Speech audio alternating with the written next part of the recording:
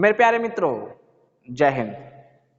Academy for education में आपका स्वागत है।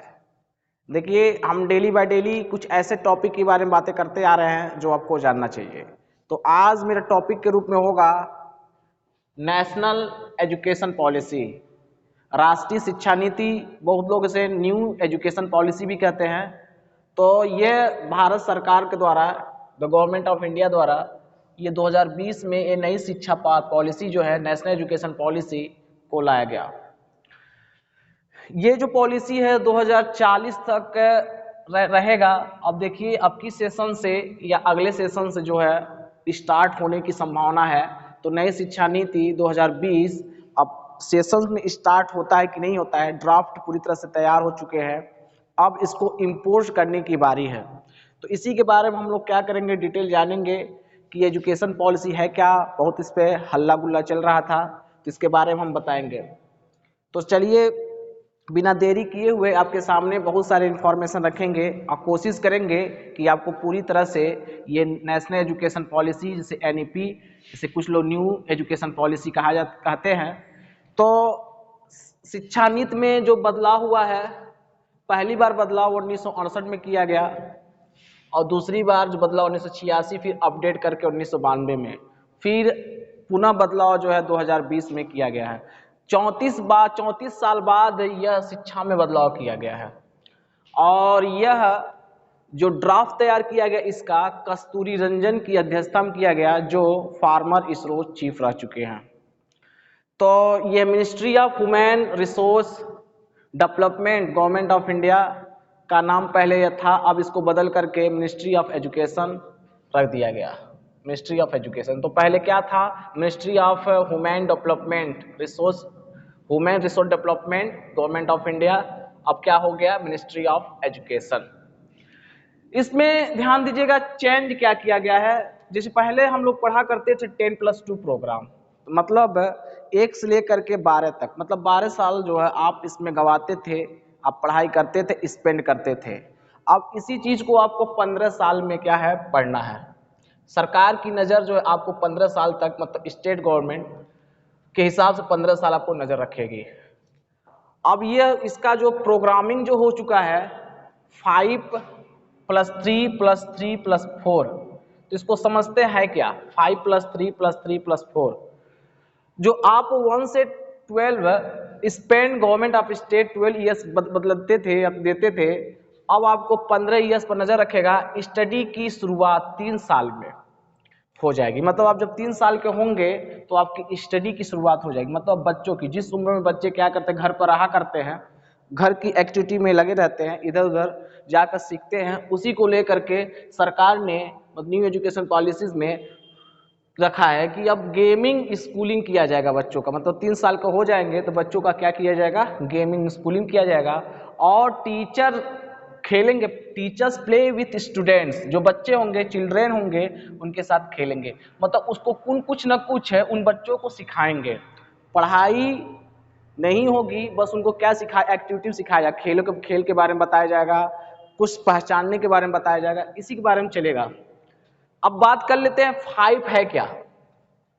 देखिए 5 ईयर्स मीन्स क्या है। ये 5 ईयर्स का प्रोग्राम है जिसे कहा गया फाउंडेशन स्टेज। क्या कहा गया, फाउंडेशन स्टेज। इसमें आपको 3 ईयर्स तक, 3 साल तक बच्चों के साथ क्या करना रहेगा, खेलना रहेगा। उसमें बच्चों को इसके एक्टिविटी में जुड़ाव रहेगा। उनके जो शारीरिक क्षमताएं होती हैं उसको विकसित किया जाएगा। उनको गवर्नमेंट स्कूल में जितनी भी चीज़ें मिलती है वो मिलेगी। इसके अलावा प्राइवेट स्कूल में भी ये रहेगा। जो 2 साल बचते हैं, 2 ईयर्स जो है क्लास 1 एंड क्लास 2 के लिए रखे जाएंगे, और दोनों में 3, 2, 5 मिलेंगे। मतलब आप 3 साल कोई एक्टिविटी, बस एक्टिविटी करेंगे, पढ़ाई कुछ नहीं करेंगे, बच्चों को बस मूवमेंट किया जाएगा। जो 2 साल रहेगा, 2 साल, वो क्लास 1 और क्लास 2 के लिए स्टडी होगा। क्लास 1 और क्लास 2 के लिए इसमें कोई एग्जाम नहीं होगा। और नो प्रेशर ऑफ चिल्ड्रेन, और बच्चों पर कोई प्रेशर नहीं है। आज के समय में देखेंगे बच्चों के सामने जितने स्टेज का, जितने एज का बच्चा नहीं रहता, उससे ज़्यादा उस पर कापियाँ का, किताबों का बोझ होता है। उनका शारीरिक जो विकास होता है नहीं होगा। होता है। लेकिन आज अब जब ये न्यू एजुकेशन पॉलिसी आ जाएगी तो इसमें बच्चों का विकास क्या होगा, बहुत बढ़िया होगा। उनको कैसे उनको एक्टिविटी को बढ़ाना है, किस तरह से उनको मजबूत बनाना है, क्योंकि बेसिक मजबूत रहेगी तो सब कुछ मजबूत रहेगा।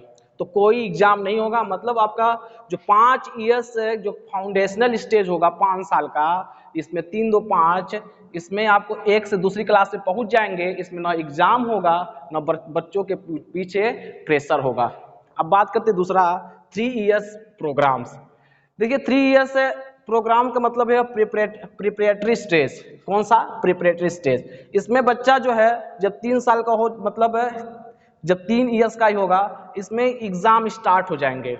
अब बच्चा क्या है, दो साल तक पढ़ चुका है क्लास 1 और क्लास 2 में। अब वो तीसरी क्लास में क्या होगा, पहुंचेगा, फिर चौथी क्लास में पहुंचेगा, फिर 5वीं। तो इसमें क्या एक्टिविटी होगी, मतलब 3 साल में मैं दो क्लास पढ़ा, 1 और 2, फिर तीसरी क्लास में पहुंचा, फिर चौथी क्लास में पहुंचा, फिर 5वीं क्लास। उसमें क्या करना है, उसमें बच्चों को एक्टिविटी बेस्ड स्टडी किया जाएगा तीसरी चौथी 5वीं में। और उसमें जो है लैंग्वेज बेस्ड प्रोग्राम होंगे, मतलब उनको भाषाओं को सिखाया जाएगा। जैसे कौन सा लैंग्वेज होगा, मदर लैंग्वेज और रीजनल लैंग्वेज। जैसे मान लीजिए आप जो है गांव में रहते हैं तो भोजपुरी बोलते हैं, तो उनको भोजपुरी में ही, मदर लैंग्वेज में ही, जो जिस भाषा हो, ब्रज भाषा से लेकर जो भाषा है, आपको अवधी भाषा, उसमें क्या सिखाया जाएगा। No pressure of English, English के लिए कोई प्रेशर नहीं होगा, बात नहीं होगा कि इंग्लिश में ही पढ़ाया जाएगा। जिस बच्चों को जो समझ में आ जाए, जिस भाषा में समझ में आ जाए, उस भाषा में बच्चों को पढ़ाया जाएगा। ध्यान दीजिए 3 साल तक। उसके बाद फिर 3 इयर्स क्या है, ये 5 इयर्स हो गया, 3 इयर्स हो गया, फिर क्या हो गया, 3 इयर्स हो गया। मिडिल स्टेज होगा, क्या कौन सा होगा, मिडिल स्टेज। 3 इयर्स का क्या, मिडिल स्टेज। इसमें क्लास एंट्री जो होगा 6 क्लास होगा, क्योंकि 5 तक पढ़ चुका है, 5 तक, अब कहां से होगा, 6 तक होगा। 6, 7 और 8।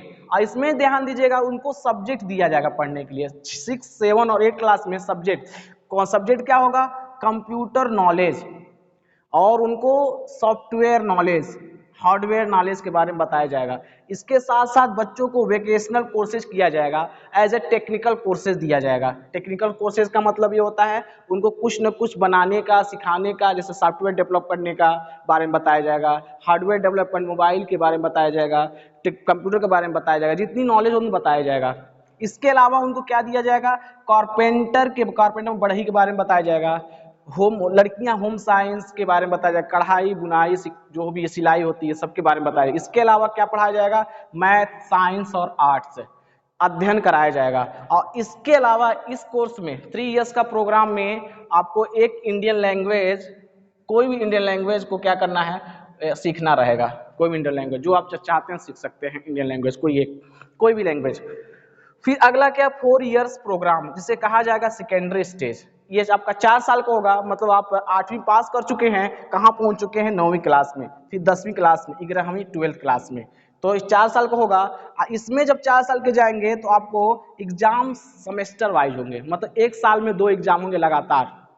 जैसे बीच में क्या होता है, अभी एग्जाम जब चलता है तो बच्चे जो 2 महीने बचते हैं, 3 महीने बचते हैं, तो बच्चे क्या पढ़ना स्टार्ट कर देते हैं, अब पढ़ने से पास हो जाते हैं। लेकिन इसमें आपको सालों साल पढ़ना पड़ेगा, क्योंकि 6 महीने एग्जाम, फिर 6 महीने बाद, मतलब 2 सेमेस्टर 1 साल में किए जाएंगे। मतलब आपको 8 एग्जाम देना पड़ेगा। कितना, 8 एग्जाम।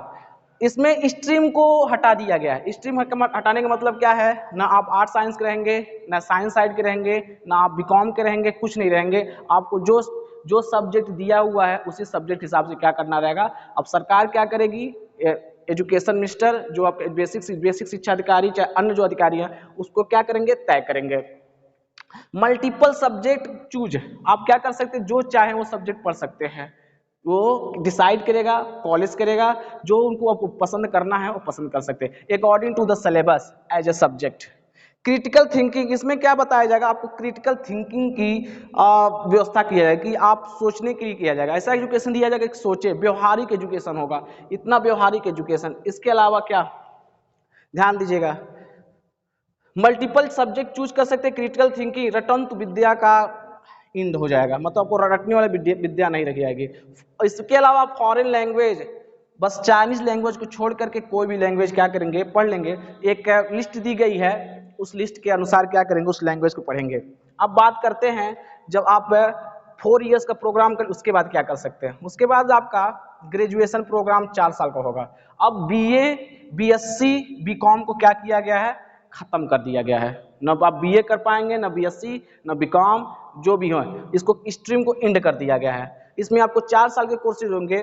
जब 1 साल में करेंगे तो आपको सर्टिफिकेट दिया जाएगा। 1 साल जब पढ़ेंगे तो आपको सर्टिफिकेट, 2 साल पढ़ेंगे तो आपको डिप्लोमा दिया जाएगा, तीसरे साल में जाएंगे तो आपको डिग्री दिया जाएगा। कोई भी गवर्नमेंट जॉब ओरिएंटेड होंगे, वहाँ पर कोई भी कंपटीशन में आप बैठ सकते हैं, कोई भी गवर्नमेंट या प्राइवेट जॉब कर सकते हैं, खासकर गवर्नमेंट जॉब के लिए। 4 इयर्स में जब जाएंगे तो रिसर्च के लिए आपको रखा जाएगा, ये ध्यान दीजिएगा। तो 1 year certificate, 2 years diploma, 3 years. कारण क्या, 1 ईयर में क्या, कभी कोई बच्चे देखिए कुछ परेशानी की वजह से 1 साल पढ़ाई करते छोड़ देते हैं, सर्टिफिकेट उनको मिल जाता है। 2 ईयर पढ़ाई पर डिप्लोमा मिल जाता है, 3 ईयर पढ़ाई पर तो डिग्री मिल जाएगा, और 4 ईयर पढ़ेंगे रिसर्च के लिए उनको आगे प्रोसीड करना पड़ेगा। कारण क्या है, बच्चों के पास बहुत ज़्यादा पैसे की समस्या उत्पन्न होने का ऐसा कर नहीं पाते हैं, तो ये दिक्कतें होती हैं। इसमें आपको री एंट्री प्रोग्राम दिया जाएगा। जैसे मान लीजिए आप 1 साल किए, आपको पैसे की समस्या, कोई कारण आ गई, घर पर दिक्कत आ गई, तो आप नहीं कोर्स कर पा रहे हैं, तो 2 साल बाद, 3 साल बाद, 4 साल बाद, 5 साल बाद आइए, सेकेंड ईयर में पहुँच जाइए, फिर आपका डिप्लोमा का मिल जाएगा। फिर 2 साल छोड़ दीजिए, फिर तीसरे चौथे साल में आइए, 5वें साल में फिर 3 इयर्स में आइए, फिर 4 इयर्स में आ जाइए। तो जब आवश्यकता पड़े 10 साल बाद आएंगे तो अगले बार आपको क्या करेगा, अगले क्लास में, मतलब अगले ईयर में प्रवेश मिल जाएगा। उसके अलावा अब बात कर लेते हैं पोस्ट ग्रेजुएशन प्रोग्राम। अब एमए, एमएससी, एमकॉम का हैप्पी एंड हो चुका है। इसमें आपको रिसर्च के लिए 1 ईयर्स, मतलब रिसर्च यहाँ कर, ग्रेजुएशन में रिसर्च आगे पढ़ना चाहते हैं, रिसर्च में आपको करने के बाद 1 ईयर्स का प्रोग्राम होगा। उसके बाद अगर डिग्री तक किए हुए हैं तो आपको 2 ईयर्स पढ़ना पड़ेगा, और एमफिल को खत्म कर दिया गया है, पीएचडी 4 इयर्स का कर दिया गया। अभी जितने भी सिलेबस है, क्या है, कैसे आने वाले समय में हम क्या करेंगे, उसके बारे में बात करेंगे। अब कुछ इंपॉर्टेंट फैक्ट के बारे में बात कर लेते हैं। इसमें सरकार ने जीडीपी का 6% जो है इसके एजुकेशन में रखने का एक प्रिपरेशन कर लिया है। एक तरह से जीडीपी का 6% इसमें इन्वेस्ट किया जाएगा। अब अभी जो है नियर अबाउट 3% के लगभग यूज किया जाता है एजुकेशन में हमारी जीडीपी का। प्राइवेट, जैसे अभी क्या होता था कि प्राइवेट जो है मनमानी फीस लिया करते थे और लोग दे भी दिया करते थे, लेकिन अब जो है सरकार तय करेगी, मतलब गवर्नमेंट तय करेगी किस स्कूल का कितना फीस होगा, वो अपने हिसाब से तय करेगी। कितना किताब लगेगा, क्या लगेगा, वो सरकार तय करेगी। बस प्राइवेट लोग क्या करेंगे, इसमें करेंगे। अब सरकार क्या करेगी, फिक्स्ड करेगी कैटेगरी वाइज फीस को। वोकेशनल कोर्सेज भी होंगे। वोकेशनल कोर्सेज का मतलब ये होता है उनको जैसे चाहिए, जैसे उनको स्किल डेवलपमेंट कोर्सेज होते हैं उसके अंदर रखे जाएंगे। रिजल्ट, उनको रिजल्ट तुरंत नहीं मिल जाएगा, रिजल्ट मार्क बेस नहीं होगा, स्टूडेंट के कैरेक्टर बेस होगा, सेल्फ बेस होगा, फ्रेंड बेस होगा, टीचर्स बेस होगा, उसके बाद उसके बिहेवियर बेस होगा। ये ध्यान दीजिएगा। फॉरेन यूनिवर्सिटी भारत में आएंगी और उसमें कम्स इंडिया, और उसी के हिसाब से जो है पढ़ाई होगा। मतलब फॉरेनर्स आएंगे, उनकी लैंग्वेज, उनकी पकड़, उनकी व्यवस्था, उनकी अवस्था को भारत में सिखाया जाएगा, उसके हिसाब से काम चलेगा। उसके बाद डिपार्टमेंट बनाया जाएगा। डिपार्टमेंट 4 के अंतर्गत 4 डिपार्टमेंट बनाए जाएंगे। टीचिंग ट्रेनिंग दिया जाएगा टीचर्स को 4 साल तक। 4 साल के पहले टीचर्स पढ़ा नहीं पाएंगे, उसके हिसाब से क्या करेंगे, पढ़ाएंगे। Government school is better way for the poor student. जो सरकारी स्कूल होगा वो अच्छी अवस्था में आ जाएगी, खासकर गरीबों के स्टूडेंट्स में, और उनको पूरी तरह से फैसिलिटी दी जाएगी। तो प्राइवेट में जिनको जाना वो प्राइवेट में चले जाएंगे, जिनको सरकारी पढ़ना सरकारी में, क्योंकि पूरी facility as a government school to provide for the government of India as a new या national education policy. EF formation कितना रहेगा, 2040 तक रहेगा। तो ये आपके लिए क्या था, बहुत इंपॉर्टेंट था। इसके अलावा जो भी तथ्य मिलेंगे वो बताया जाएगा। यह जो एजुकेशन पॉलिसी जो है बहुत इंपॉर्टेंट पॉलिसी है, जो आपको जानना चाहिए था। तो यहीं पर वीडियो क्या करते हैं, समाप्त करते हैं। मिलेंगे कल। Thank you.